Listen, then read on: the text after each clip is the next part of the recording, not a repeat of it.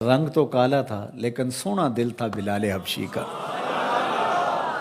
ابو لہب کا چہرہ تو چمکتا تھا، اسی لیے اس کو ابو لہب کہا گیا، انگارے کی طرح چمکتا ہوا چہرہ، لیکن اس کا دل کالا تھا۔ تو وہاں چہرے نہیں دیکھے جاتے، وہاں دل دیکھے جاتے ہیں۔ الا من اتى اللہ بقلب سلیم، وہاں دیکھا جاتا ہے قلب سلیم کے ساتھ کون آیا۔ دل کی ستھرائی، دل کی عفت، دل کی پاکیزگی۔ شیشے اتے کٹا جمیا کندا چاڑی جاندے، شیشے اتے کٹا جمیا کندا چاڑی جاندے، جلداں نوں اے سانپ کے رکھن ورکے پھاڑی جاندے،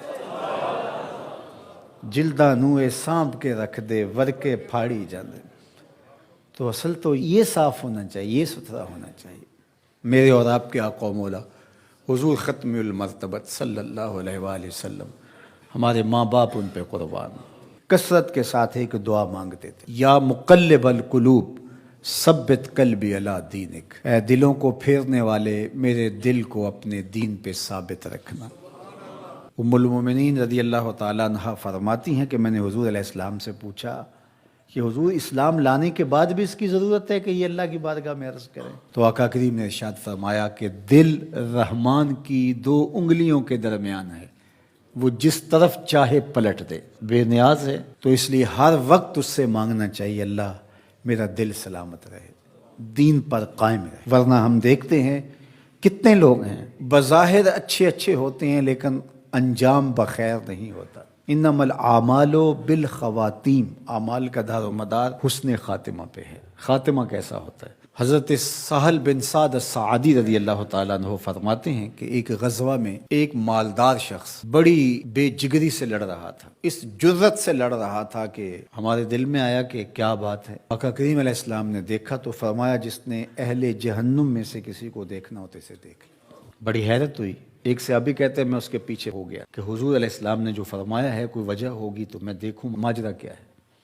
تو کہتے ہیں جب وہ لڑتے لڑتے زخمی ہو گیا تو اس نے اپنی ہی تلوار کو اپنے سینے میں یوں رکھ کر کے اپنا وزن اس اوپر ڈال دیا اور دو کندھوں کے درمیان سے تلوار ادھر نکل گئی اور یوں خودکشی کر لی۔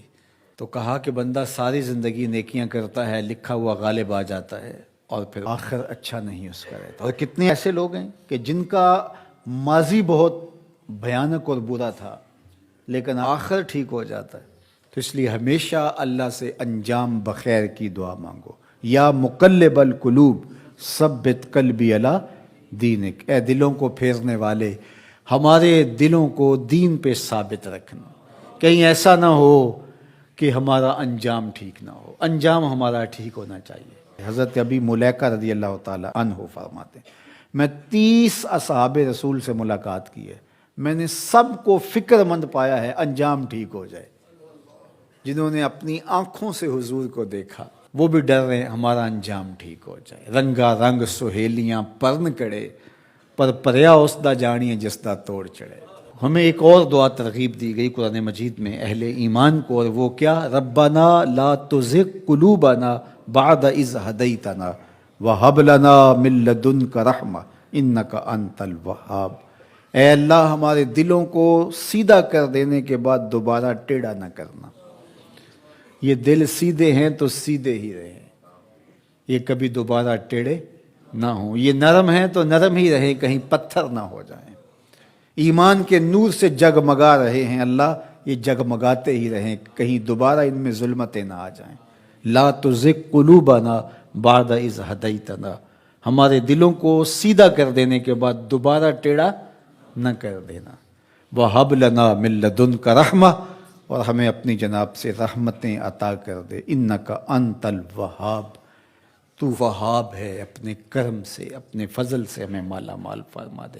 تو میری دعا ہے اپنے لیے سب سے پہلے اور آپ سب کے لیے اور اپنے جملہ دوستوں کے لیے، پیر بھائیوں کے لیے، سب ملنے والوں کے لیے کہ اے اللہ ہم سب کو ہمیشہ ثابت قدم دین پہ رکھنا، آخری ہچکی تیرے نام پہ آئے، تیرے محبوب کی غلامی میں آئے، ہم سب کا خاتمہ ایمان پہ۔ ایک ایک کر کے دوست ہم سے جدا ہو رہے ہیں، ہم بھی اس دنیا پہ مستقل رہنے والے نہیں ہیں، کوچ کر جانے والے ہیں۔